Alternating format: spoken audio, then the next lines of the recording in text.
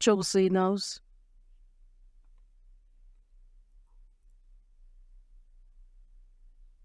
Бизди сүйгөн биздин ырайымдуу Кудай Ата. Кудай, сиз белгилеп койгон бул дүйнөнүн акырында бул дүйнө күнөөгө толуп турат, бирок ошол дүйнөдөн бизди өзүңүзгө чакырып алып, куткарып, ыйыктап, мындан аркы жашообузду бир гана сиз менен чогуу болгон жыйынга бириктиргендигиңиз үчүн ыраазыбыз. Жыйындын ичинде жайгашуу менен сизге кызмат кылып, тил алчаак болуп, жакшы кабар сөзүн көптөгөн адамдарга жеткиришибиз үчүн дайыма биз менен чогуу болуп, өз ырайыңыз менен, сөзүңүз менен жетектегендигиңиз үчүн ыраазыбыз.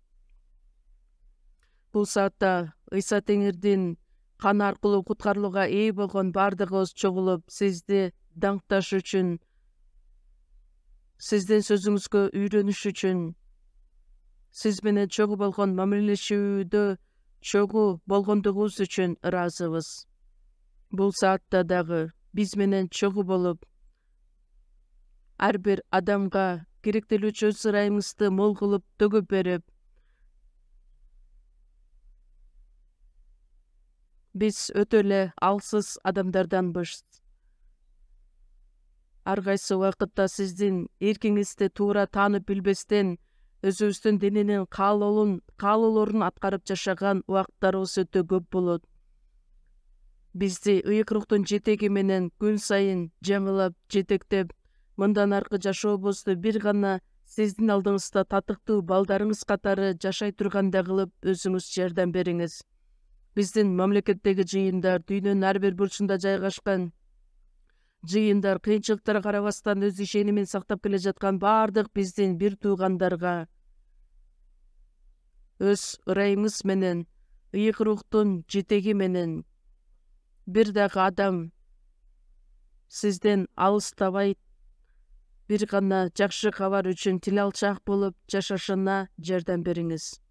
Кимде ким ооруп жаткан болсо, өзүңүздүн ырайымдуу колуңуз менен, керемет күчүңүз менен ден соолугун чыңдап, мындан аркы жашоосунда бир гана сиздин эркиңиз үчүн жашай тургандай кылып бардык мүмкүнчүлүктөрдү түзүп бериңиз. Ар бир убакта керектелүүчү бизге сөз берип, биз бара турган жолду ачык кылып көрсөтүп берип, сөз менен дайыма жетектеп келгендигиңиз үчүн ыраазычылык билдирүү менен бул саатта дагы сиздин ыйык эркиңиз эмне экендигин туура таанып билүүбүзгө акылмандык менен чогуу болуңуз. Биздин куткаруучу Ыйса Машаяктын ысымынан сыйындык. Амин.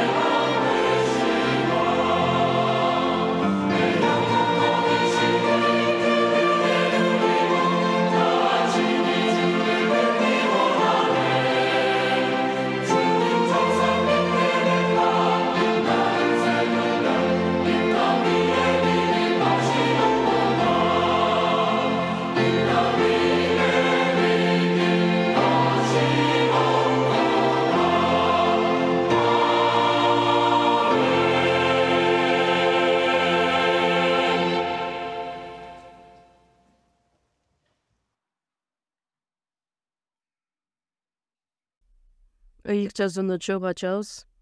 Жаган жазган жакшы кабар 15-бөлүм. Жаган жазган жакшы кабар 15-бөлүм 19-аятты окуйбуз. Жаган жазган жакшы кабар 15-бөлүм 19-аят.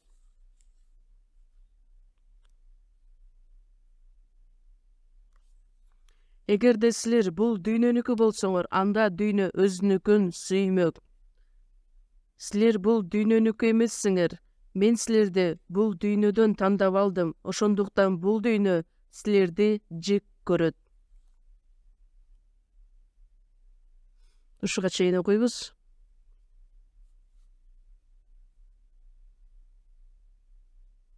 Кудайдын ырайымын таанып билип, жакшы кабардын негизинде куткарылган бардык адамдар мындан аркы жашоосун кандайча жашашы керек, кандайча татыктуу жашоо менен жашай алат деген темаларды биз үзгүлтүксүз үйрөнүп келе жатабыз.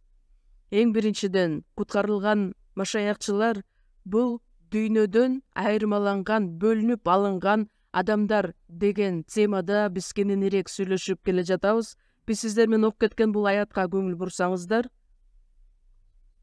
силер бул дүйнөнүкү болсоңор, бул дүйнө өзүнүкүн сүймөк. Мен силерди бул дүйнөдөн тандап алдым дейт.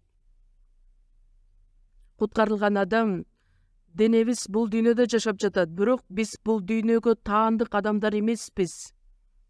Батыраак эле түшүнгөнгө бир аз кыйын болушу мүмкүн.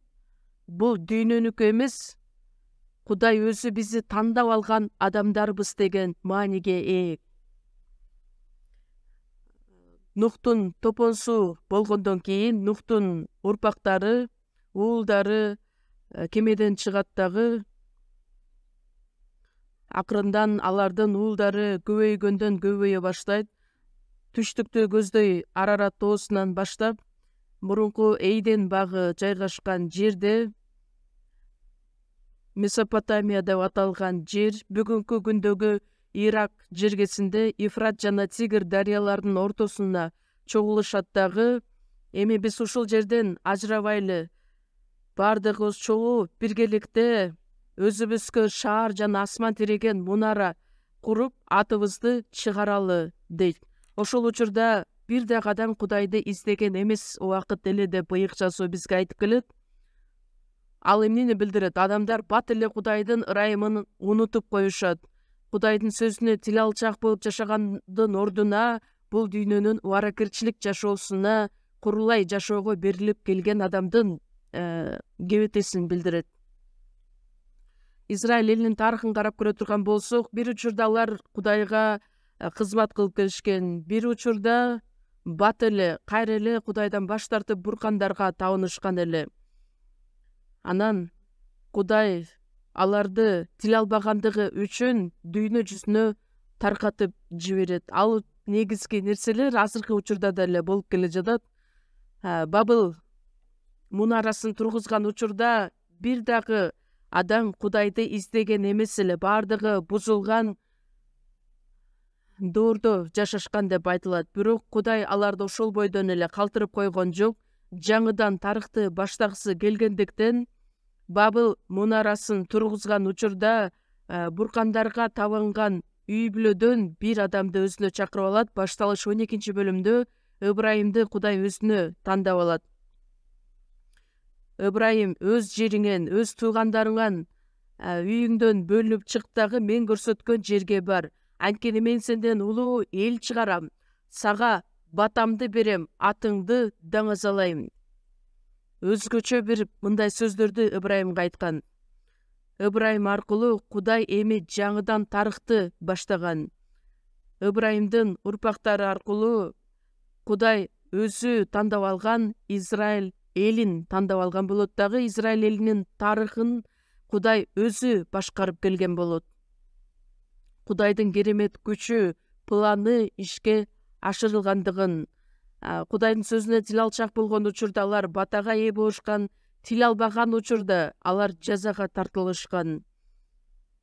Кудай ар бир айткан сөзүн, убадасын сөз түрдө иш жүзүндө аткарып келгендигин Израиль элинин тарыхы аркылуу түздөн түз бардык элдерге үлгү катары көрсөткөн. Израиль эли Ыйса Машаяк, келечектеги Ыйса Машаяк аркылуу бардык адамдар тил алуунун негизинде сөзгө баш ийүү менен Кудайдын куткарылуусуна ээ болот деген нерсени алдын ала көрсөткөн эле. Кудай Ибрайымды өзүнө өзгөчө жол менен тандап алган сыяктуудай эле Ыйса Машаяк аркылуу гана куткарылган адамдарды Ыйса Машаяк айтат: мен силерди бул дүйнөдөн тандап алдым, ошондуктан бул дүйнө силерди жек көрөт.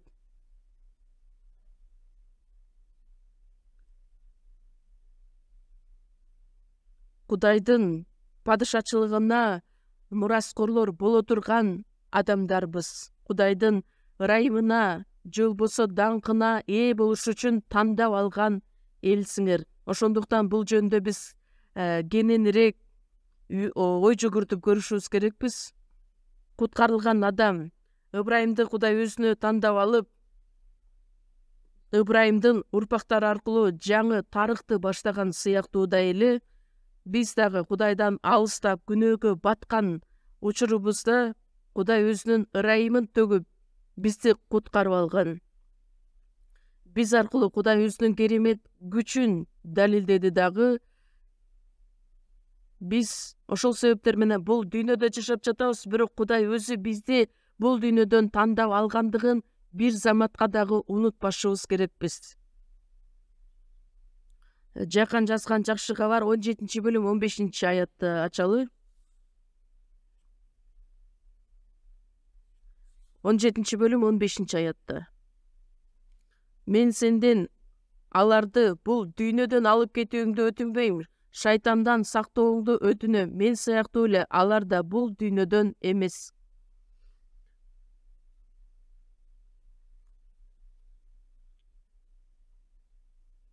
Ыйса Машаяк айкаш чыгашка кадалганга чейин кечинде Гетсеман багында узак убакыт бою сыйынган мазмуну жазылат.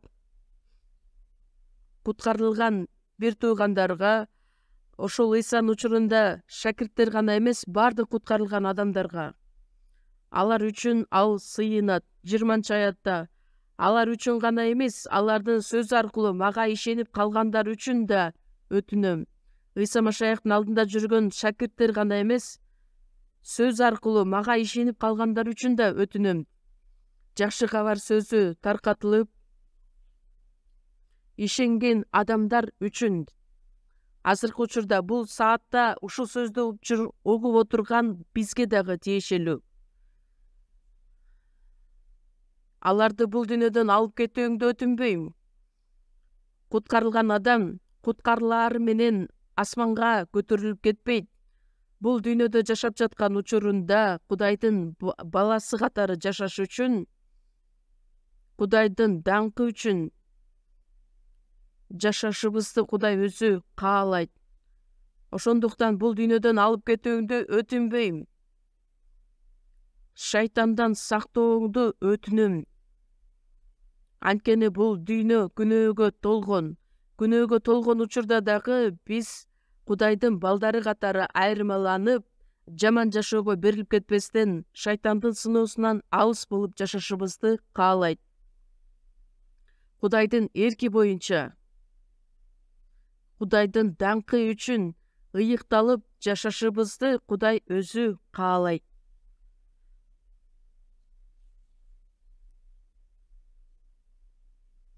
Мен сыяктуу эле алар да бул дүйнөдөн эмес.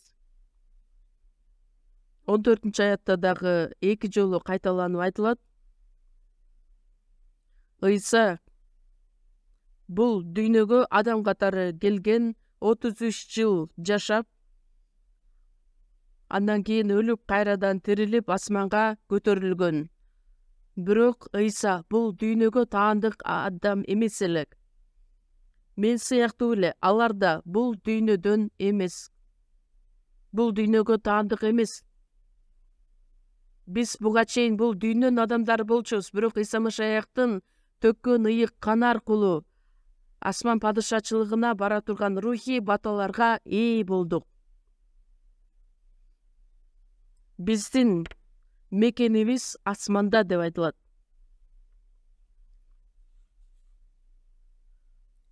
Асман падышачылыгына ээ болушубуз үчүн, Кудайдын даңкына ээ болушубуз үчүн тандалып алынган, же болбосо бөлүнүп алынган адамдарбыз. Ошону бир дагы мүнөткө унутпашыбыз керекпиз. 1-Жакан 5-бөлүм 19-аятта элчи Жакан дагы да окшош сөздөрдү айтат.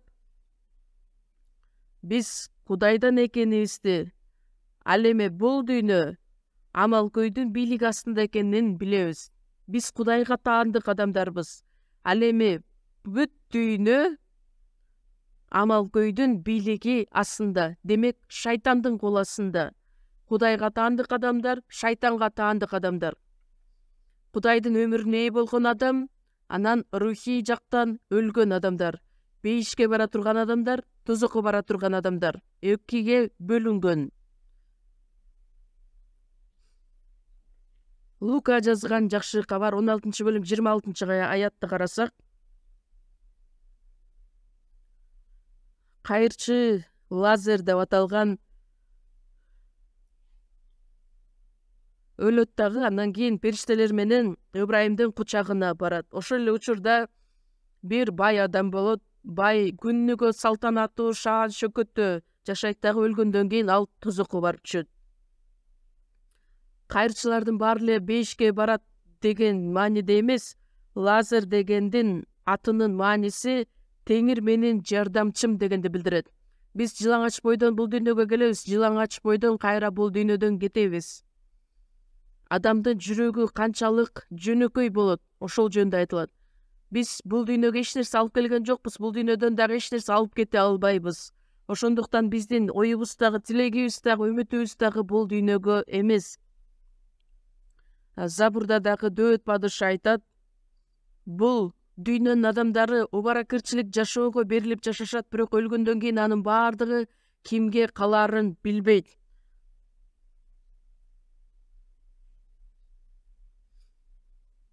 Дөөт падыша Израилдин даанышман падышасы болгон.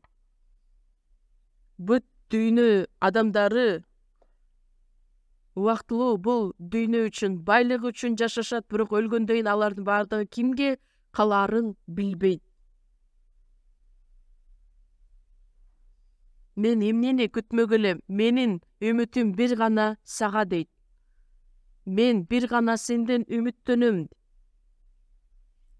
Бир гана Теңир үчүн жашап, Теңирге таянып жашап жүрүп, андан кийин асман падышачылыгына баргандан башка үмүт жок дейт.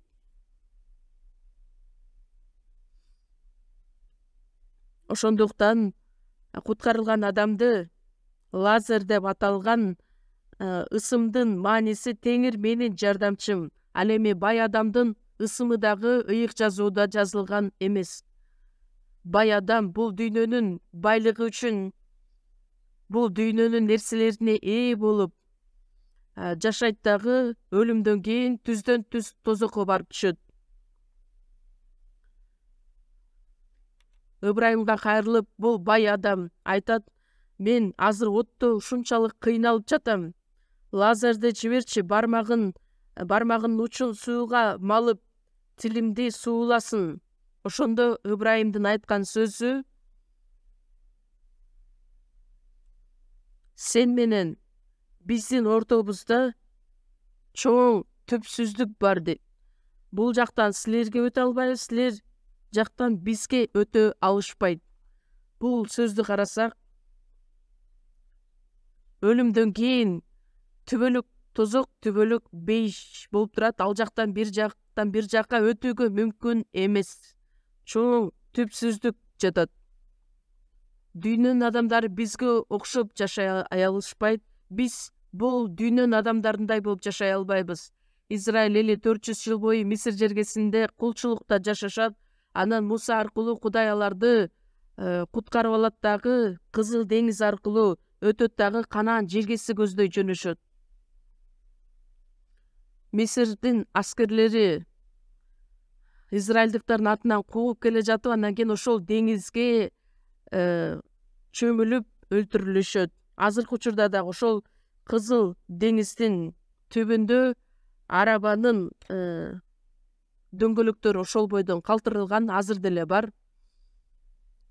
Мен ошол Кызыл деңизге дагы барып көргөнмүн, 2 жолу барганмын. Оң жактагы жээкти эмне үчүн Кызыл деңиз деп аталат? Анткени алыстан карасаң ушунчалык күрөң түстүү, анткени анын тереңдиги ушунчалык терең болгондуктан. Ал жакта кызыл коралдар жайгашкан, коралдар өсөт. Ошол арабанын дөңгөлөктөрү чынында эле көрүнгөндөй болот. Ошол арабанын дөңгөлөктүн үстүндө өсүп калган, жайгашкан коралдар дагы бар. Канаан жергесине бара жаткан Израиль эли кайрадан Мисир жергесине бара албайт. Мисирликтер Канаан жерге чейин Кызыл деңиз аркылуу өтө алышпайт. Мисир адамдары Израилдин аркасынан ээрчип бардыгы жетип алабыз деп ойлоду эле, бирок алар жете алышкан жок. Израилдиктер кайрадан Мисир жергесине барабыз деп каалашкан, бирок алар Мисир жергесине кайрадан кайтып жете алышкан эмес. Анткени ортодо чоң төпсүздүк бар сыяктуудай. Биз ошол нерсени билишибиз керекпиз. Биз ээ боло турган батаны бул дүйнөнүн адамдары түшүнө алабы? Биз Кудайдын сөзү боюнча, ыйык рухтун жетеги боюнча жашаган жашообузду алар түшүнөбү? Албетте түшүнбөйт. Бул дүйнөнүн адамдары куткарылганга чейин бизге окшоп жашай алышпайт. Же болбосо биз бул дүйнөнүн адамдарына окшоп жашай албайбыз. Кайрадан мурунку жашаган жашообузга кайрылып бара да албайбыз. Кудай Муса аркылуу убада кылган Канаан жергесине жетектеген, бирок ошол эле учурда Израиль эли кайрадан Мисир жергесине барабыз деп наалып, нааразы болгон адамдарды бардыгы чөлдө кырылып өлүшкөн. Биздин жашообузда кайрадан бул дүйнөгө бериле турган болсо, анда биз дагы ар кандай жазага тартылышыбыз мүмкүн. Чынында эле өлүп калышыбыз деле мүмкүн. Ошол нерсени түшүнүшүбүз керекпиз. Арт жакты көздөй бара албайбыз. Анткени Кудай өзү белгилеп койгон чоң түпсүздүк бар. Бейиш менен тозоктун ортосундагы чоң түпсүздүк бар болгон сыяктуудай эле. 2 Корунтуктар 5-бөлүм 17-аятта ким Машаяктын ичинде болсо, ал жаңы адам. Мурункунун баары өтүп кетти, азыр баары жаңы болду. Машаяктын ичинде деген эмнени билдирет? Куткарылган адам сөзсүз түрдө Машаяктын ичинде болот. Машаяктын ичинде болсо, ал жаңы адам. Жаңы адам демек Кудай өзү жараткан, Кудайдын жаратуусу. Жаңы адам деген нерсени куткарылганга чейин адам күнөөкөр болуп жашаган, шайтандын бийлиги астында. Эми эски адам Ыйса Машаяк менен чогуу айкаш чыгачка кадалды дагы жаңы адам болуп, ал жогорудан төрөлдү. Эми жаңы адам Машаяктын ичинде болушу керек. Куткарылбаган адам Машаяктан сырткары.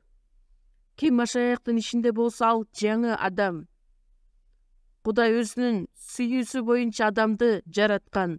Бирок адам Кудайдын астында күнөө кетиргендиги үчүн Кудайдын сүйүүсүнө ээ боло турган бийликтен айрылган. Куткарылууга ээ болорубуз менен бизди жаңы адам кылып жараткан. Эфестиктерге 2-бөлүм 10-аятта бизди ал жараткан. Жакшы иштерди аткарышыбыз үчүн Машаяк Ыйса аркылуу жаратылганбыз. Ким Машаяктын ичинде болсо, ал жаңы адам. Мурункунун баары өтүп кетти. Куткарылганга чейинки жашообуздун баардыгы өтүп кетти. Эми баары жаңы болду.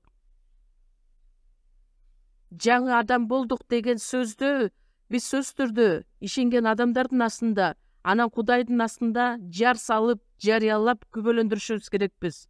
Сууга чөмүлдүрүлгөн учурда эски адам өлдү, эми мен мына жаңы адаммын деп бүт адамдарга жар салабыз. Бул дүйнөгө болгон үмүт, дүйнөгө болгон максаттарыбыздын баардыгы күнөөкөр менен чогуу өлөт дагы, эми адил адам катары биз тирилдик. Мен үчүн арналган жашоо Машаяк менен чогуу айкашчыгачка кадалган. Эми Машаяк үчүн, Теңир үчүн жаңы жашоо жогорудан төрөлгөн адамдын жашоосунда башталат. Куткарылган адамдын жүрөгүндө сөзсүз түрдө ошол чындык болушу керек. Ал жөнүндө Кудайдын астында ишенген адамдардын астында күбөлөндүрүшү керек. Мына эми жаңы адам болду, демек жаңыча жашашы керек. Куткарылдык деген чындык, Кудайдын балдарыбыз деген чындык. Кудай өзү жараткан, Кудайдын жаратуубуз деген нерсени адамдарга далилдеп көрсөтүшүбүз керекпиз. Оозубуз менен эле куткарылдык деп койбостон, чынында биздин жашообузда жогорудан төрөлдүк деген далилдер болушу керек. 2 Корунтуктар 16 убакытты бир аз кыскартыш үчүн бул китептерди ачпай эле коелу. 2 Корунтуктарга 6 бөлүм 17 аятта: алардан бөлүнгүлө, алардын арасынан чыккыла, алардан бөлүнгүлө, өзүнчө болгула, арам нерселерге жолобогула. Ошондо мен силердин атаңар болом, силер болсо менин уулдарым болосуңар, деп кудуреттүү Теңир айтат. Теңир айтат, силер алардан бөлүнүп, бул дүйнөнүн адамдарынан бөлүнүп чыккыла. Бул дүйнөдө жашайбыз, бирок бул дүйнөдөн бөлүнүп өзүнчө айырмаланышыбыз керекпиз. Арам нерселерге жолобогула. Бул дүйнөнүн адамдарына окшоп ыпылас нерсеге, калп нерсеге берилип жашабагыла. Биз бул дүйнөдөн бөлүнгөн өзүнчө адамдарбыз.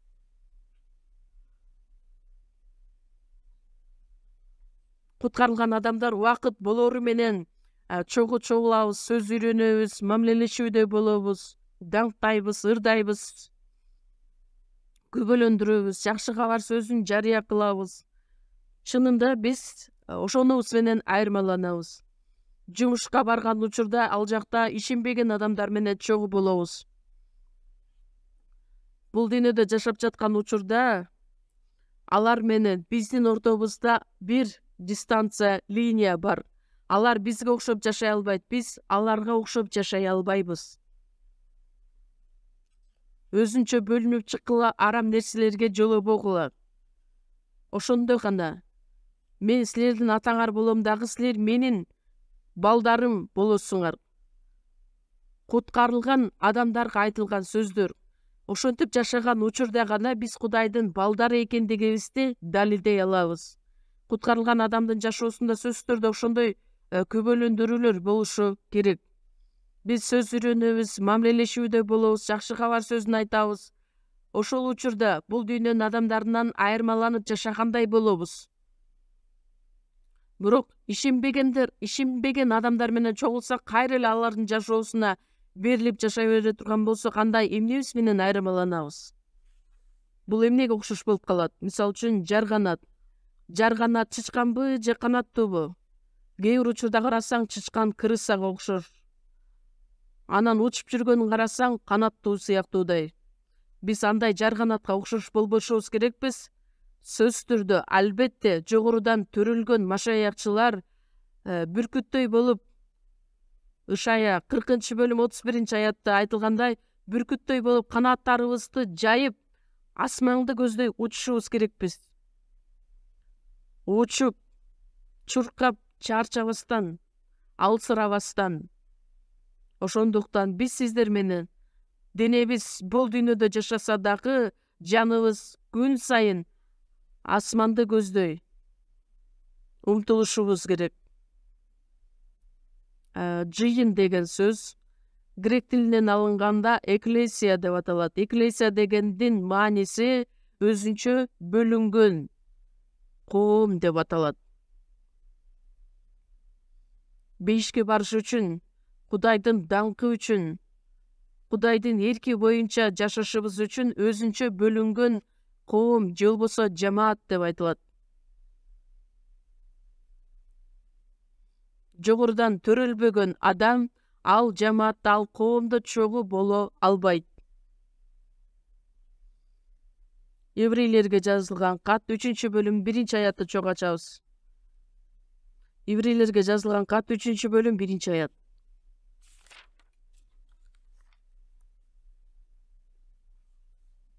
Еврейлерге 3-бөлүм 1-аят. Ошондуктан ыйык бир туугандар, асман чакырыгынын катышуучулары, биздин ишенимибиздин негизи болгон элчи жана башкы ыйык кызмат кылуучу Ыйсаны карагыла. Асман чакырыгынын катышуучулары, ыйык бир туугандар. Бул сөздөрдү окуганда сиздердин жүрөктөрүңүздөр жибибейби? Чогубуз. Асман чакырыгынын катышуучулары, ыйык бир туугандар деп кайрылат. Биздин даңктуу ырыбызда эмне деп айтат? Биз бара жаткан жол, тар жол, аны издеген адамдар өтө аз. Бирок биз бардыгыбыз ушул жолду тандаган, тар жолду тандаган бир туугандарбыз. Асман падышачылыгына бара жаткан адамдарбыз. Кудай өзү чакырып алган адамдарбыз. Бардыгыбыз биримдикте бул тар жол менен бара жатабыз. Бул даңктоо ыры, ушунчалык сөздү элжирете турган ыр, бардыгыбыз биримдикте. Асман чакырыгынын катышуучулары, ыйык бир туугандар. Бул дүйнөнүн адамдары, бул дүйнө үчүн чакырылган адамдар сыяктуудай бул дүйнөгө берилип чапташып жашашат. Колоссалыктарга жазылган кат 3-бөлүм 1-аятта: эгерде силер Машаяк менен кошо тирилген болсоңор, анда жердеги нерсени эмес, асмандагы жөнүндө ойлогула. Асмандагы боло турган нерсени ойлогула. Анткени биз асманга чакырылган адамдарбыз. Ыйык бир туугандарбыз. Ыйык деген сөз бөлүнгөн, өзүнчө бөлүнгөн, ыплас таза эмес нерседен бөлүнгөн нерсени ыйык деп айтабыз. Филиппиликтер 3-бөлүм 14-аятта: Ыйса Машаяк аркылуу бере турган жогорку сыйлыгына умтулабыз деп айтылат. Ыйса Машаяк аркылуу Кудай өзү чакырып алган жогорку сыйлыкка умтулабыз.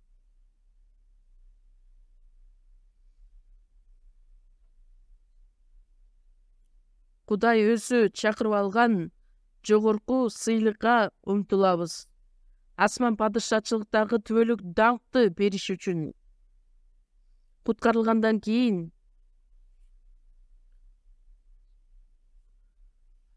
бизге Кудайдын берген сыйлыгы жөн эле тозоктон бейишке которуп койгону эмес. Куткарылган адам Кудайдын даңкы үчүн кандайча жашады, ошого жараша анын сыйлыгы болот. Биз Кудайдын даңкы үчүн жашай турган болсок, анда Кудай дагы бизди даңктайт. Биз куткарылгандыктан сөзсүз түрдө албетте Кудайды даңктап жашашыбыз керекпиз. Анткени биз жазага тартыла турган күнөөкөр болчубуз, бирок Ыйса Машаяктын ырайымы аркылуу биз эч бир эмгегибиз жок эле Кудайдын ырайымына ээ болгонбуз. Эми Теңирдин мага кылган баардык жакшылыгын кантип актайм деп жашашыбыз керекпиз. Ар дайым ошол Кудайдын ырайымын ойлоп, ой жүгүртүп, күнөөсүз Ыйса Машаяк мен үчүн бул дүйнөгө келди, өлүм жазасына тартылды, айкаш жыгачка кадалды, ушунчалык шапалак менен сабалды, шылдыңга ээ болду, болгон суусун, болгон канын төгүп, бул Кудайдын мага болгон сөз менен жеткире алгыс ырайым эмеспи? Ушунчалык чоң ырайымга ээ болуп туруп, адам деген бат эле аны унутуп коет. Баласын төрөп, багып, чоңойтуп койсо, ата-энесине келип баласы наалыган: "Мен эмнеге төрөдүңөр? Мен эмнеге төрөдүңөр? Мага эмне кылып койдуңар эле?" деп ата-энесине кыйкырат.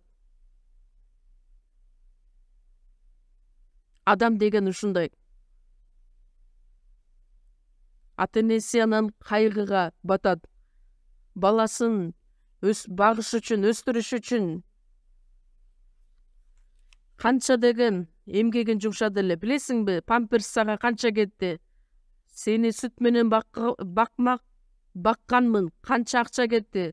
Больницага алып барганда сен үчүн канча акча жумшадым? Сен үчүн канча күнү түнү уктабастан сени бактым? Бала бакчага жөнөттүм, мектепке жөнөттүм, университетке чейин окуттум.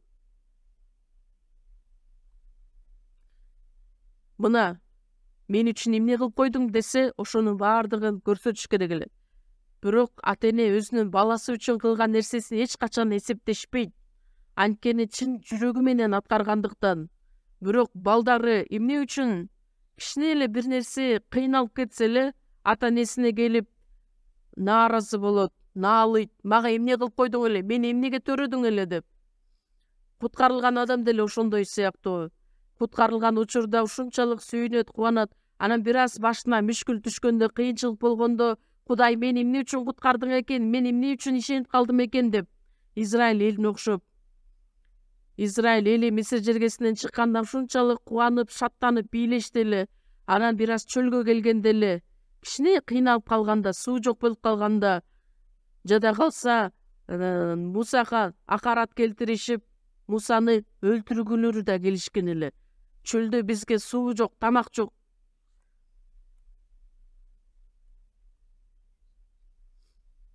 Өзүнүн жетекчилерин шайлап алып, кайра эле биз Мисир жергесине кайтабыз деп. Ошол биздин табиятыбызды өтө жакшы билдирет. Биз деле ошондойбуз, куткарылган адам деле ошондой. Өтө акырын, этият болушубуз керекпиз. Израиль эли Мисир жергесинен чыккандан кийин түз эле Канаан жергесине бара турган болсо, аз эле убакыт кетмек. Бирок эмне үчүн Кудай аларды чөлдө 40 жыл бою кармады? Мисир жергесинен чыгарды, бирок Канаан жерине түздөн түз бара турган алар укукка ээ эмес эле. Кудай аларды тарбиялаган эле. Кудай бизди дагы түздөн түз асман падышачылыкка алып кеткен жок. Биз Кудайдын даңкына ээ болушубуз үчүн бизди биринчиден бул дүйнөдө сыноолорду берип, кыйынчылыктарды жиберүү менен бизди бекемдейт, бизди машыктырат. Бир аз эле кыйынчылыкты башыбыздан өткөрө албай Кудайга акарат келтирип, керек боло турган болсо, бул дүйнөнү карап, бул дүйнөдө эмнеси жакшы бизге? Мен ачыгында айта турган болсом, бул дүйнөдө жашагым деле келбейт. Батыраак Кудайга кетким келет. Мен чыныгы жүрөгүмдүн каалоосу ошол. Элчи Павыл деле ошол эле сөздөрдү айткан. Мен батыраак Машаяк менен болгум келет.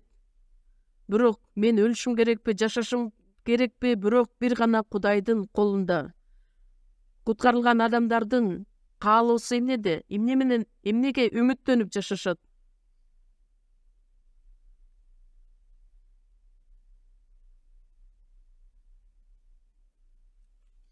Бүгүн эгерде бүгүн бир күнгө эле Кудай бейишке экскурсия уюштуруп бизди алып кете турган болсо, бир күнгө бизди бейишти көрсөтөм деп экскурсия уюштурган болсо, бейишти көрүп тургандан Кудай бизге айтса, ушул жерде калгың келеби же кайра дүйнөгө барып жашап анан бейишке баргың келеби десе, эмне деп жооп берет элеңиз? Ошол бейиштен бул дүйнөнү карап көрө турган болсоңуз кандайча көрүнөт? Мени кечирип коюңуздар, бирок илгерки айылдагы туалеттерди билесиздерби, ичинде курттар ушунчалык быжырайт. Бала курт апа куртка айтат экен апасына: апа, эмне үчүн биз күн сайын бокторду жеп жашайбыз дегенде апасы айтат экен: тамак жеп жатканда бок жөнүндө сүйлөбө дейт. Кызык бекен. Мурун өзүм жалгыз жакшы кабарды таркатып жүргөндө Кунсан шаарына барганда, ал жакта бир күн түнөгөнмүн. Бийигирээк жерде турат. Анан эртең менен таң заарда ушунчалык адамдар жыйылып башташат. Ылдый жагын карасаң, деңиздин жээги болгондуктан адамдар, соодагерлердин баардыгы ошол жерге чогулушат. Балык чыкты, балык сатып ал, буну сатып ал деп баардыгы кыйкырып сүйлөшөт. Анан айнектен чыгып карасам, ошо курттар быжырап жүргөн сыяктуудай. Бул дүйнөдө өсөрүм багайын деп, кечирип коюңуздар, бирок ушунчалык куртка окшоп быжырап жүрүшөт. Ушунчалык жакшы көрүнөбү ошол нерсе?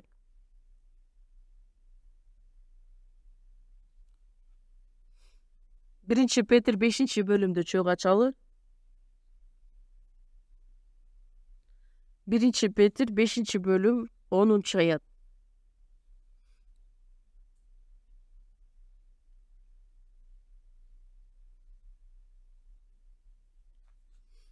Бизди Машаяк Ыйса аркылуу өзүнүн түбөлүк даңкына чакырып алган жана ырайымдын булагы болгон Кудай бир аз убакыт азап тартканыңардан кийин силерди өзү жеткилең, бекем, кайраттуу жана туруктуу кылат.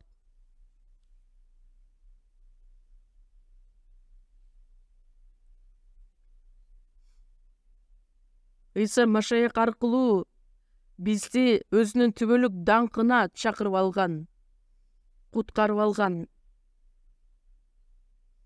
ырайымдын булагы болгон. Бизди куткарып алганынын максаты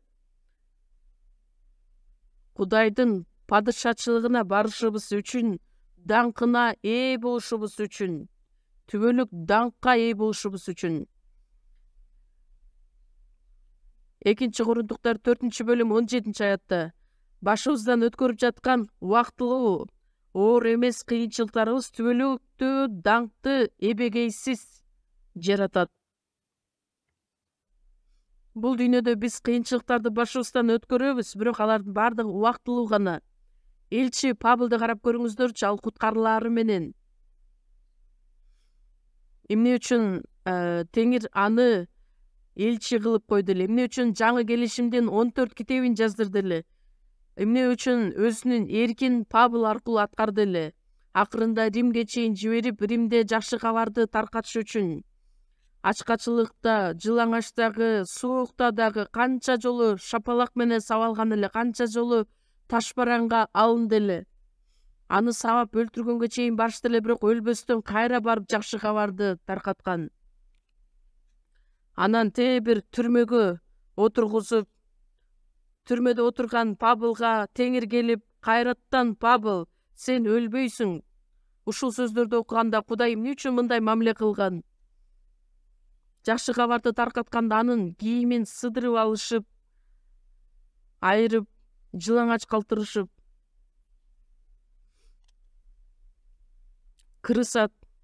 крысалар толгон, көк чыттанган түрмөгө отургузуп, анан ошол элчи Павл отурган түрмөгө дагы барып көргөнмүн. Элчи Павл ошол жерде кыйналып отурганда Теңир келип: кайраттан Павл, сен өлбөйсүң, Римде дагы мен жөнүндө күбөлөндүрүшүң керек деп. Шунчалык ал сабалып, эптеп, тирүү калып, анан кийин Кудай ага кайрылып кантип: кайраттан Павл, өлбөйсүң деп айтат. Мен жөнүндө бул жерде күбөлөндүргөндөй эле Римде да барып күбөлөндүрөсүң. Эмне үчүн? Анткени элчи Павлдын денесинде бир тикенек бар эле. 3-асманга барып келген эле, бейишке барган.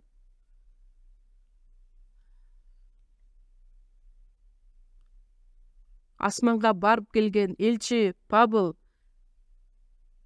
мен айткан сөз менен айтып жеткиргис, адам айтып бере алгыс сөздөрдү укканмын.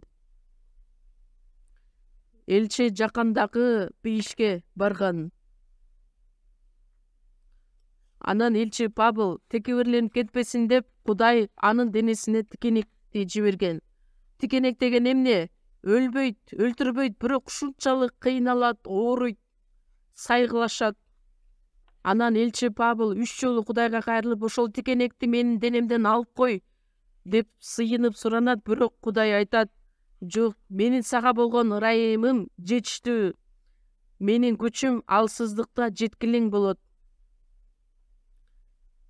Элчи Павыл айтат: мен өзгөчө аяндарды алгандыгым үчүн, менменсинип кетпешим үчүн менин денемде тикенек бар. Мен текебирленип кетпешим үчүн денемди кыйнап турууга Кудай ушул тикенекти калтырган.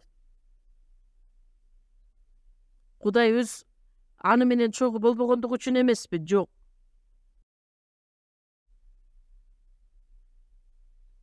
Элчи Павыл айтат: мен Машаяктан үлгү алгандай эле силер да менден үлгү алгыла. Элчи Павыл бардык машаякчыларга үлгү көрсөтүш үчүн ошол жолго барган. Бизге дагы Кудай өз убактысы менен кыйынчылыктарды жиберет. Кээ бир учурда бизди байытат, кээ бир учурда бизди кедей кылат. Кээ бир учурда адамдар бизди сыйлай тургандай кылып, кээ бир учурда бизди адамдар бизден баш тарта тургандай кылып. Кудай бизди көргүсү келет. Бай болгондо да, кедей болгондо дагы Кудайга таянып жашайбызбы же жокпу, ишенимибизди сактайбызбы же жокпу деп. Бул жерде айтылгандай, түбөлүк бейишке барышыбыз үчүн ошол кыйынчылыктар аркылуу бизди жеткилең кылам дейт. Ыйса Машаяктын башынан өткөргөн кыйынчылыктарын карасаңыздарчы, өзүнүн башынан өткөргөн кыйынчылыктар аркылуу Кудайдын сөзүнө эркине толугу менен тил алчак болгон. Жеткилең кылат деген сөз эмнени билдирет? Матай 5-бөлүм 48-аятта: асмандагы атаңар кандай жеткилең болсо, силер да ошондой жеткилең болгула. Кудайга окшош болуу процесси.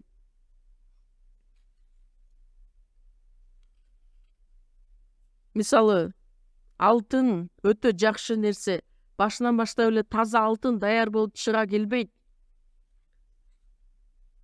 Атайын тоолордон алтынды казып алышат дагы, андан кийин кошундулардын баардыгы чогуу болот. Анын баардыгын отко эритүү менен кошундулардын баардыгын өзүнчө бөлүп алып салат.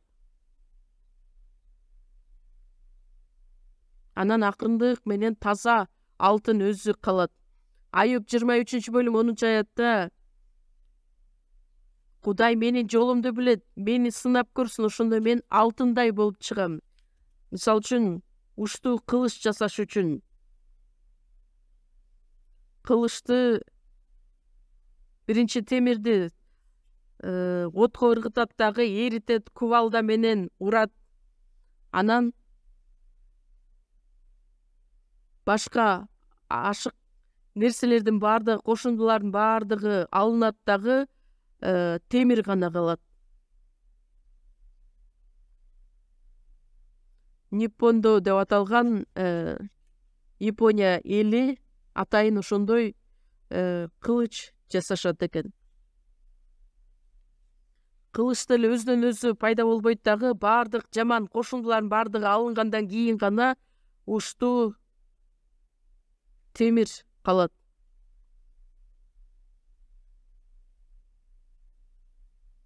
Шунчалык уштуу кылыч керектелет.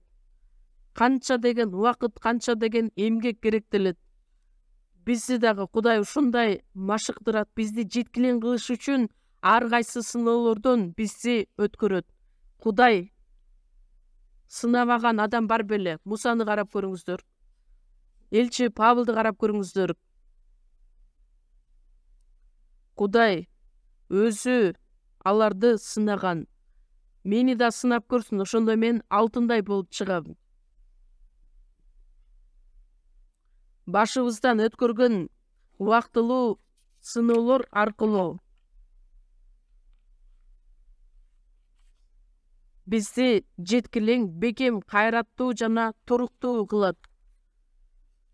Сыноолор башыбызга келе турган болсо, ар кайсын ойлогондун ордуна Кудай мага жакшы бир нерсени бергиси келет деп ой жүгүртүп көрүшүбүз керекпиз.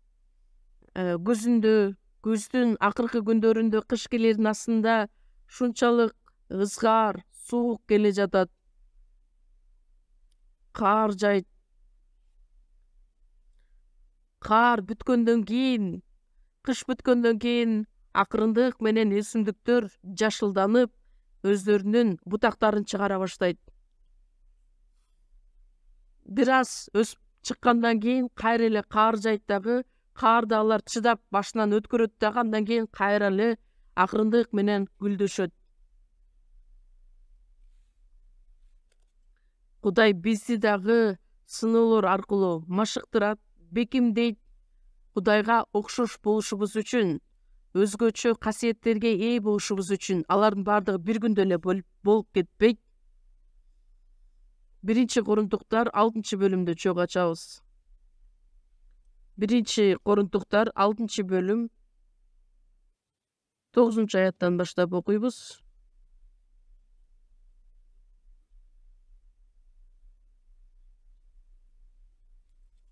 1-Корунтуктар 6-бөлүм 9-аят.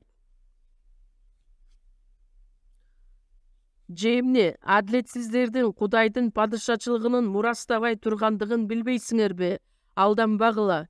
Ойноштук кылуучулар да, бутка табынуучулар да, нике бузуучулар да, аял жандуулар да, бачабаздар да, уурулар да, дүйнөкорлор да, аракештер да,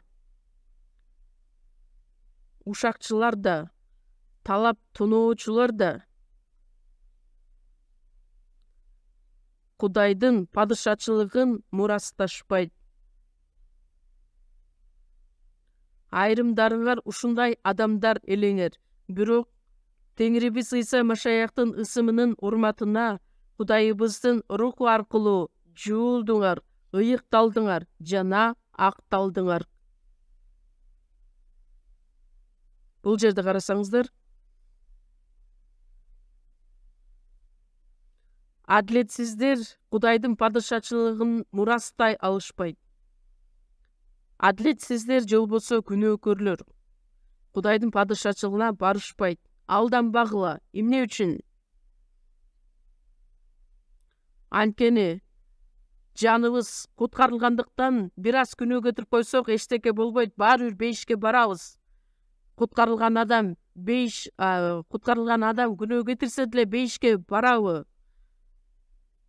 Куткарылган адам болсо албетте барат, бирок куткарылып туруп ошондой ишке бара турган болсо, чынында куткарылганбы же жокпу, аны карап көрүшүбүз керекпиз.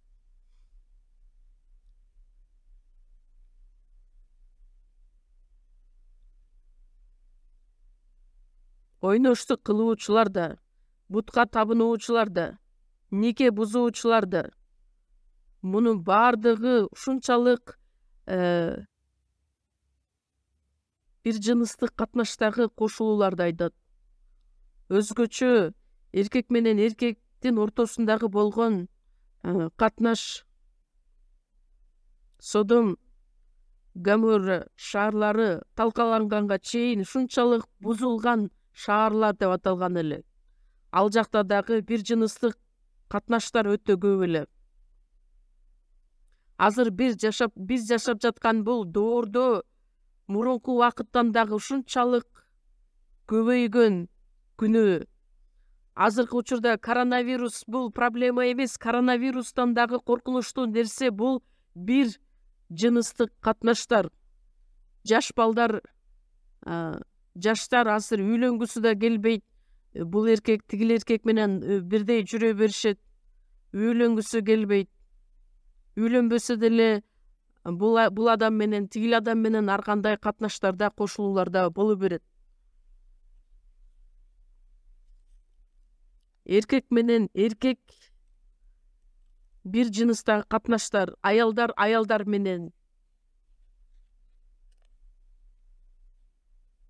Бул дүйнөнүн акырын билдирет.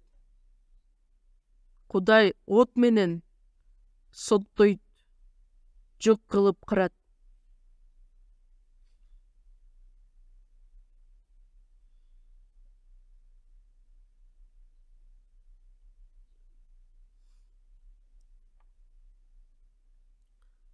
Бача басар да, уурлар да, дүнүйө курлар да,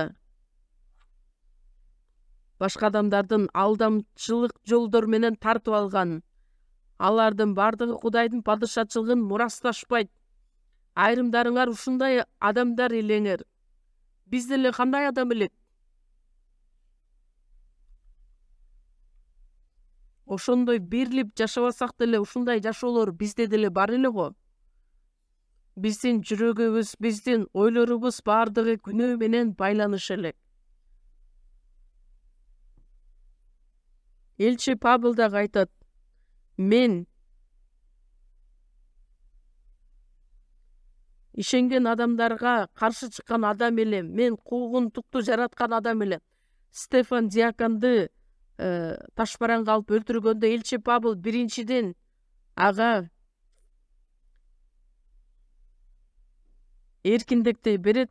1 Тимотей 1-бөлүм 15-аятта ошол күнөөкөрлөрдүн ичинен биринчиси менмин. Бирок ошол адамды Кудай улуу, даанышман элчи кылып тандап алат. Куткарылганга чейин биздин арабызда бир дагы таза адам бар беле? Жок. Таза болгон күндө дагы эки жүздүү адам жүрөгүндө ушунчалык күнөө кетирет. Айрымдарыңар ушундай адамдар элеңер, бирок Теңирибиз Ыйса Машаяктын ысымынын урматына Кудайыбыздын руху аркылуу жуулдуңар, ыйыкталдыңар жана акталдыңар. Рух аркылуу жуулдуңар, ыйыкталдыңар жана акталдыңар.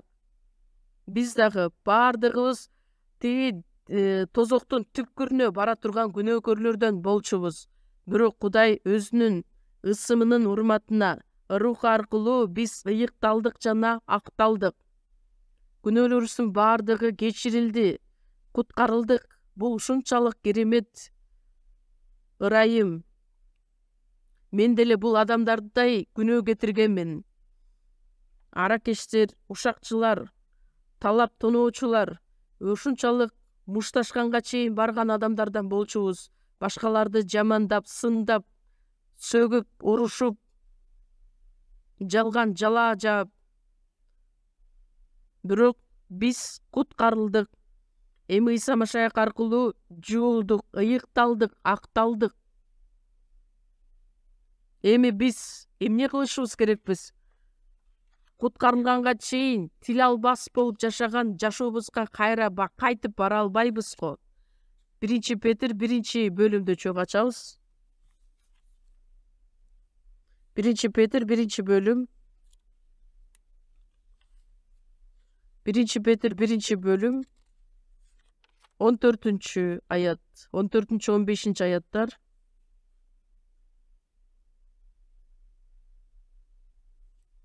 Билбестиктен баткан мурунку кумарларыңарга кайрадан ык албагыла.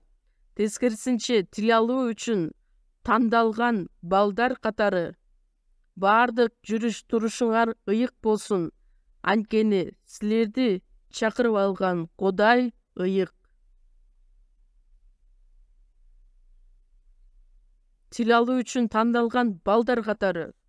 Куткарылган адамдар эми тил алчак балдар катары. Балдар бардыгы балдар, бирок тил алган жана тил албаган балдар бар.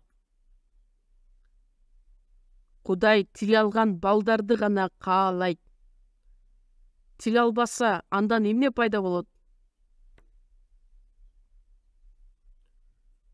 Кудайдын тил албас балдары болбошу керек. Тил алуу үчүн тандалган балдары катары билбестиктен баткан мурунку кумарларыңарга кайрадан ык албагыла. мурун кетирген күнөөлөрүбүздүн баардыгына кайрадан кайтып барбагыла, кайрадан ык албагыла. Тескерисинче, тил алуу үчүн тандалган балдар катары баардык жүрүш турушуңар ыйык болсун. Биздин атабыз ыйык. Баардык жүрүш турушуңар ыйык болсун. Силер мындайча сыйынгыла: асмандагы атабыз сенин ысымың ыйык тутулсун. Сенин ысымың ыйык тутулсун дегенде Кудай айтат: айтчы, сен мени качан ыйыктадың эле? Балдары туура эмес иш кыла турган болсо, ата-энеси тил уккан болот. Бул кимдин балдары экен деп. Даанышман атасы даанышман бала кылып өзүнүн баласын тарбиялайт. Биздин атабыз ал ыйык. Баласы анан туура эмес иш кылса болобу? Ошондуктан бизди куткарып алганынын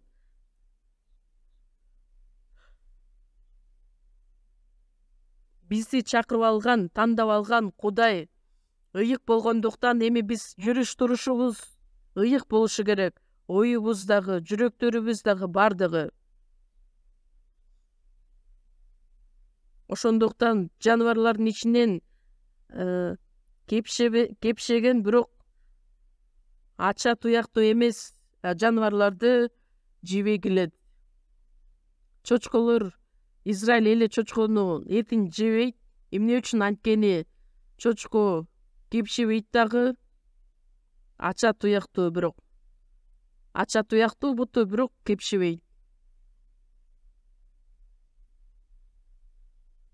Коёндор кепшейт, бирок ача туяктуу эмес. Ал дагы силер үчүн таза эмес, арам дейт. Ал ача туяктуу дагы, кепшейт дагы. Ал эмнени билдирет? Күн сайын Кудайдын сөзүн ой жүгүртүшүбүз керекпиз.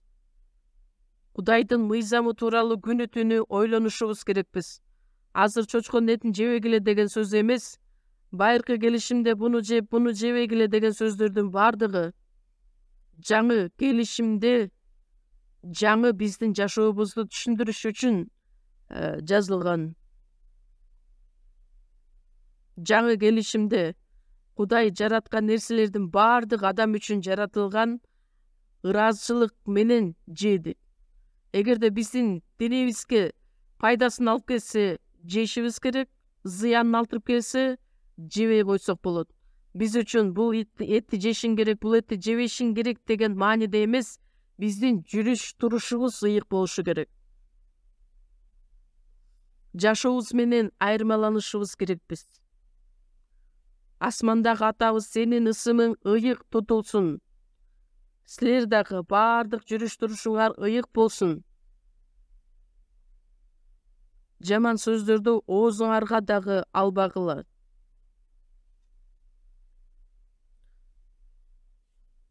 Ар дайым этияттык менен абайлап жашашыбыз керекпиз. 1 Петр 2 бөлүм 11 аятты ачабыз. 1 Петр 2 бөлүм 11 аят.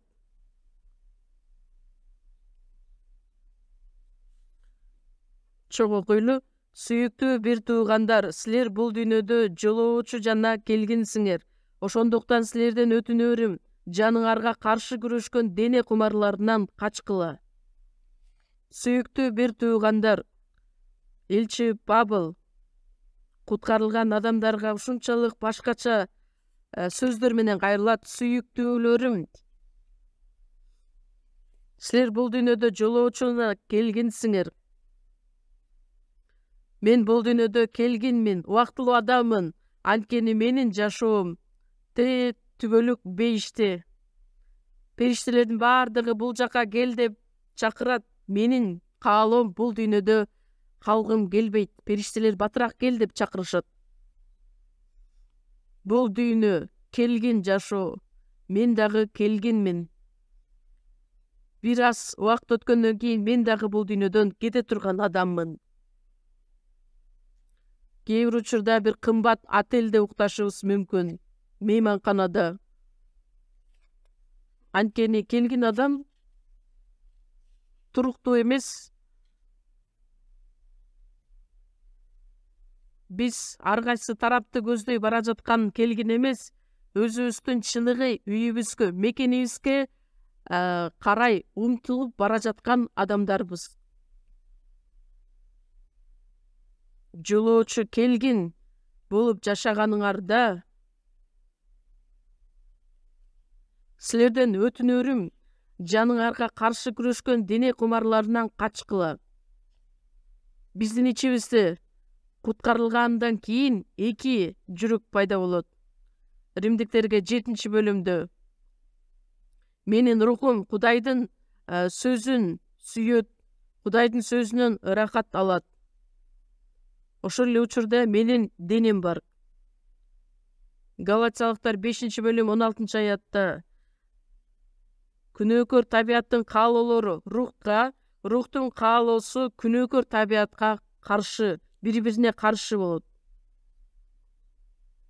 Ыйык рухтун жетеги менен жашаган болсок, дененин күнөөлүү каалоолорун аткарбайбыз.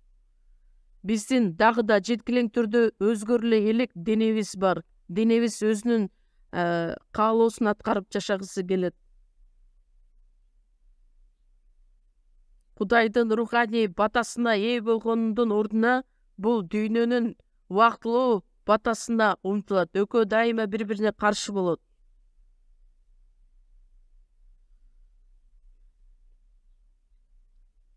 Бул жерде айтылгандай, күнөөкөр табияттын каалоосу рухка, рухтун каалоосу күнөөкөр табиятка каршы. Against деп англис тилинде айтылат, бири-бирине каршы. Эмне кылышыбыз керек анда? Бир чычкан менен бир чымчыкты бир жипке байлап кое турган болсоң, чымчык асманды көздөй учкусу келет, чычкан болсо өзүнүн уясына кеткиси келет. Кимиси жеңет деп ойлойсуз? Күчтүүсү жеңет деп айтылат.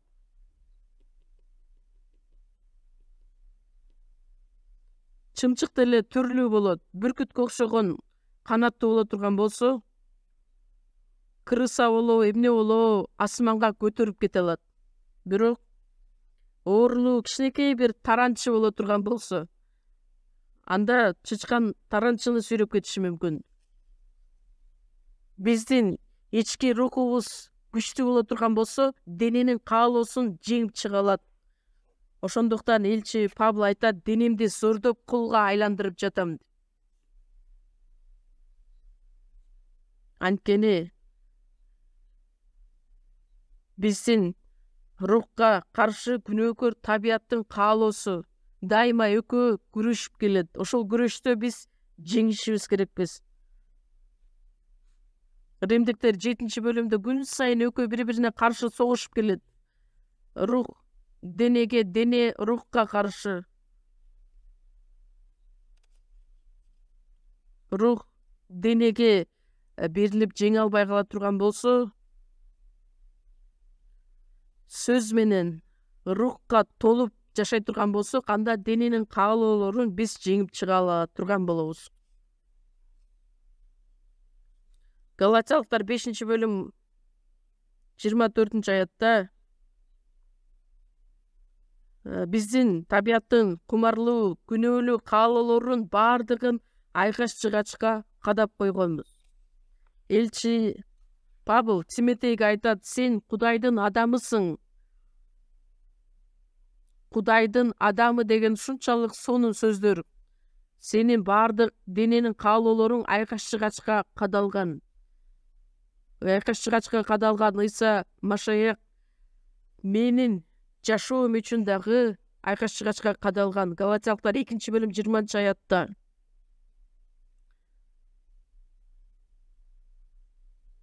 Элчи Ыйса Машаяк айкаш-чыгачка кадалганда астындагы элдер эмне дедиле? Сен акылсыз адамга окшоп эмне үчүн айкаш-чыгачта кадалып турасың? Кудайдын уулу боло турган болсоң, өзүңдү сакта. Ыйса андай күчү жок беле? Ыйсага Ыйсада албетте андай күч бар эле, бирок ал үнсүз аягына чейин Кудайдын астында тил алчак болгон.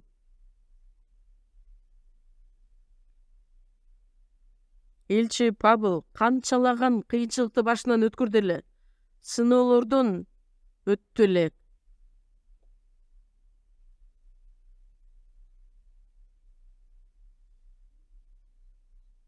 Кудайдын сөзү ыйык рух аркылуу биздин денебизди жеңе турган күч берет.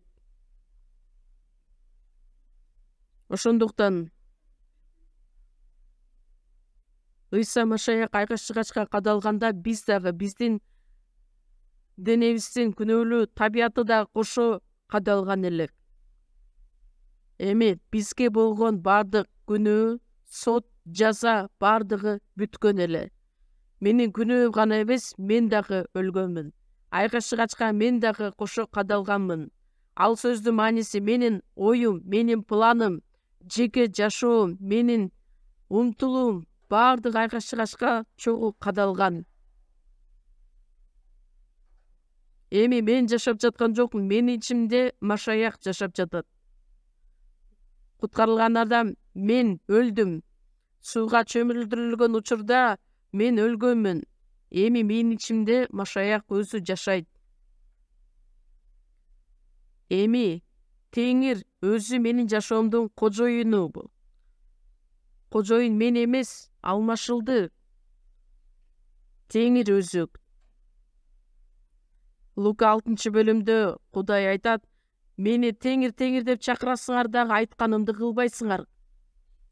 Теңир деген сөз кожоюн дегенди билдирет, же болбосо башчы, башыбызга көтөрүп алып жүрүүчү.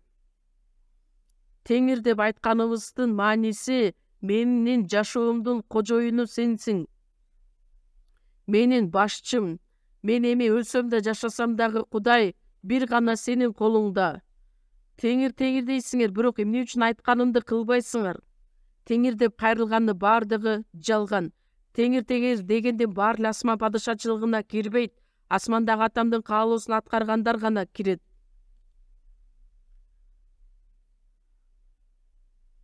Кудай атанын каалоосун аткаргандар кирет.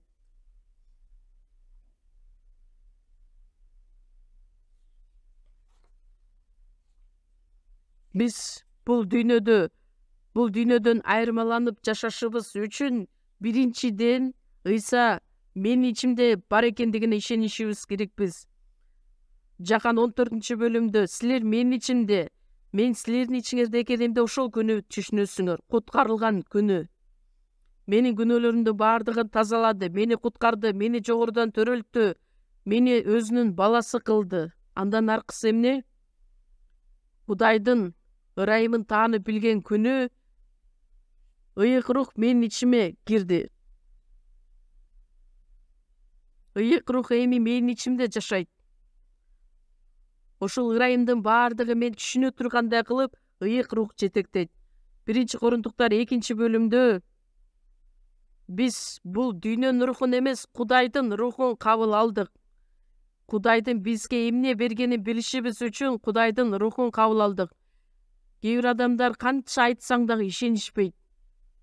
Ишенбегени дагы ал керемет. Эмне үчүн анчалык ишенбейт? Шунчалык кулагы тешилген жок деле. Буга чейин өлө турган күнөөкөр экендигин түшүндү, тозокко бара жаткандыгын бардыгын билди. Эми ырайым, Кудайдын ырайымын таанып билди, түшүндү. Кудайдын сүйүүсүн түшүндү, кабыл алды. Кудайдын бизге болгон сүйүүсүн билип ага ишендик. Анткени Кудай сүйүү. Ошол нерсеге ишене тургандай кылып жетектеген ал ыйык рух өзү. Ишендирип гана тим болбостон ыйык рух менин ичимде жашап келет. Менин күнөөлөрүмдү тазалаган Машаяк эми менин ичимде. Менин ичимде ал тирүү.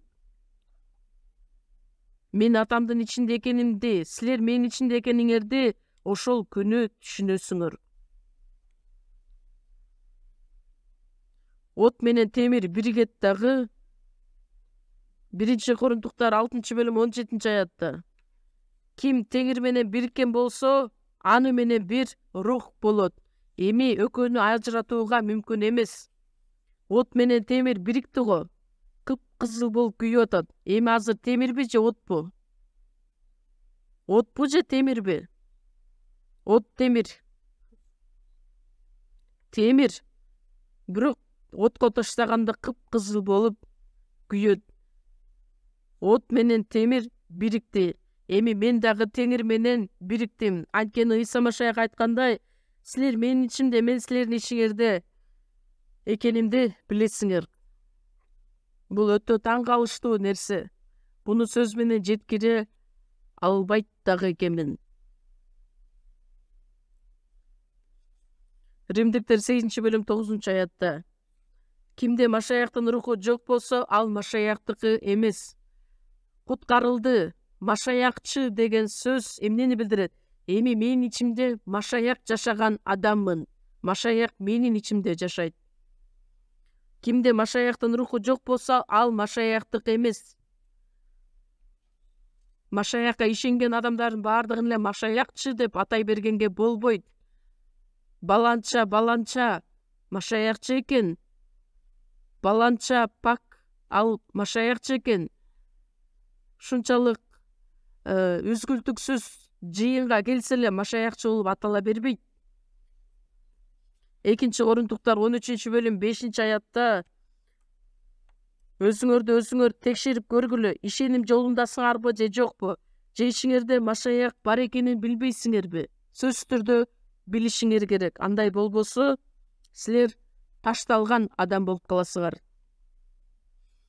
Менин күнөөлөрүм бардыгы кечирилгендигин, куткарылгандыгымды гана билбестен, Машаяк менин ичимде экендигин да билишим керек.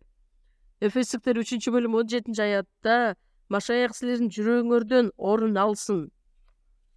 Машаяк менин ичимде экендигине ишенишим керек.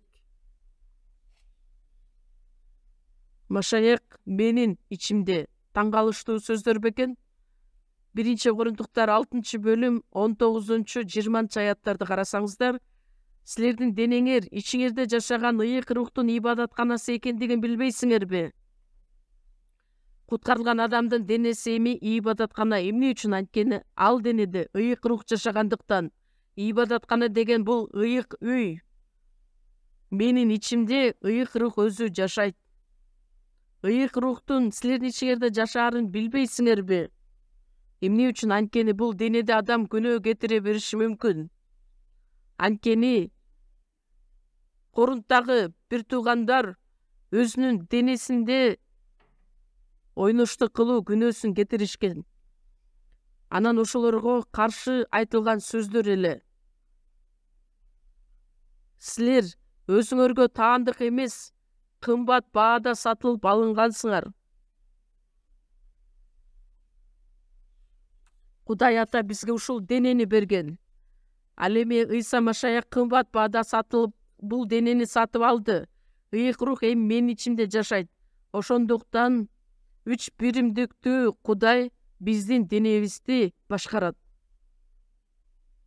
Биздин денебиз башында ата-энебиз аркылуу берилген деп ойлогонбуз. Бирок куткарыларыбыз менен, менин денемди дагы Кудай өзү жараткан турбайбы? Кымбат баада сатып алган турбайбы? Эми ошол денени мага тапшырып берди. Кудай өзүнүн кан аркылуу кымбат баада сатып алды. Ыйык рух менин ичимде жашайт. Бир денем үчүн Кудай Ата, Уулу, ыйык рух башкарат. Ошондуктан өзүбүздүн денебизге өзүбүз каалагандай мамиле кыла берсек болбойт. Анткени Кудайды денеңер менен да, рухуңар менен да даңктагыла. 1 Петр 3-бөлүм 15-аятта Машаякты жүрөгүңөрдө теңир катары ыйык туткула. Теңир ал менин кожоюнум, менин башчым, менин жашоомдун кожоюну, өмүрүмдүн кожоюну. Элчи Павыл айтат, Машаяктын кулу элчи, Машаяктын кулу экендигине ушунчалык мактануу менен айткан. Кул деген сөз грек тилинен алынганда дулос, акчага сатылып алынган кул адам. Кулду кожоюну башкарат, өлтүрөбү же тирүү калтырабы? Кул деген эмне? Өзүнүн ою да жок, максаты да жок, бир гана кожоюнга баш ийүүчү адам. Кул кожоюнга келип алып, жок, буну аткаргым келбейт деп айта алабы? Андай укугу дагы жок. Анткени ал кул болгондуктан, аны акчага сатып алгандыктан. Бизди зордоп, кыйнап сатып алган жок. Өзүнүн ыктыяры менен, өз каалоосу менен. Эмне үчүн? Анткени тозокко бара жаткан күнөөкөрлөрдү ушунчалык кымбат баада Машаяк өзү сатып алгандыктан, эми мен Теңирдин, Машаяктын кулумун. Машаяк биздин башчыбыз, кымбат баада сатып алган. Эми мен бир гана Теңирге таандык, Теңирдин кулу болгон адаммын. Бардыгы сиздин эркиңиздей болсун, Кудай. Биз Машаяктын кулу катары жашашыбыз үчүн Кудай өзү бизге дайыма жардамын берип келет.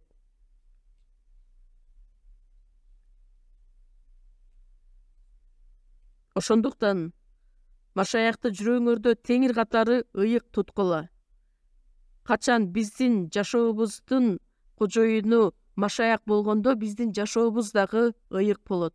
Анткени Кудай өзү бизди жетектегендиктен. 1-Жакан 2-бөлүм 6-аятта. Машаяктын ичиндемин деген адам Машаяк кандай жашаса, ошондой жашоо менен жашашы керек. Машаяк кандай жашаган болсо, ошондой жашашы керек. Бир ишти кылардын астында өзүңүз каалагандай аткара бергендин ордуна Машаяктан биринчи кеңеш сурап көрүңүз. Машаякка жагабы же жокпу? Машаяктын эрки болобу же жокпу деп. Биздин Теңир кааласа аткарышыбыз керекпиз. Каалабаса, биз канчалык каалаган күндө дагы Теңирге жакпаган нерсе боло турган болсо, аны аткарбашыбыз керек. Анткени ал падышалардын падышасы, менин өмүрүмдүн кожоюну, башчысы. Биз бир гана Теңирге кызмат кылыш үчүн бул дүйнөдө жашап жаткан адамдарданбыз. Бүгүн атайын 1 саат 30 мүнөттө бүтөйүн деп даярданып келгенмин. Бүгүн жеткире албаган сөздөрдү эмки жумада айтып берейин. Кандай болгон күндө дагы биздин жүрөктөрүбүздө, биздин ичибизде Машаяк жашаганда гана биз ыйык жашоо менен жашай алабыз. Сөз түрдө ыйык жашоо менен жашап, кайрадан келе турган Ыйса Машаяктын астында ашкерелөөгө ээ болбой турганда кылып, татыктуу жашоо менен жашайлы. Чогуу сыйынабыз. Биздин ырайымдуу Кудай Ата. Кудай, сиз белгилеп койгон бул жашоодо өзүңүз бизди куткарып алып, чакырып, сүйүп, биз бара турган жазага биздин Теңир тартылып, аны төккөн ыйык каны аркылуу биздин күнөөлөрүбүздү түбөлүккө кечирип, биздин эмгегибиз эмес, бир гана өз ырайымыздын негизинде балдарыбыз кылып, эми биздин денебизди дагы, рухубуз дагы бардыгын кымбат баада сатып алгандыктан, эми биз бир гана Теңирге таандык адамдарбыз. Мындан аркы жашообузда бир гана сиздин эркиңизди аткарып, бул убаракерчилик дүйнө эмес, денинин каалоосун аткарып эмес, бир гана сиздин эркиңизге тил алчаак болуп, сизди гана даңктап, жашай турганда кылып, бизге жардам берип, бизди жетектеңиз. Биздин куткаруучу Ыйса Машаяктын ысымынан сыйындык. Аминь.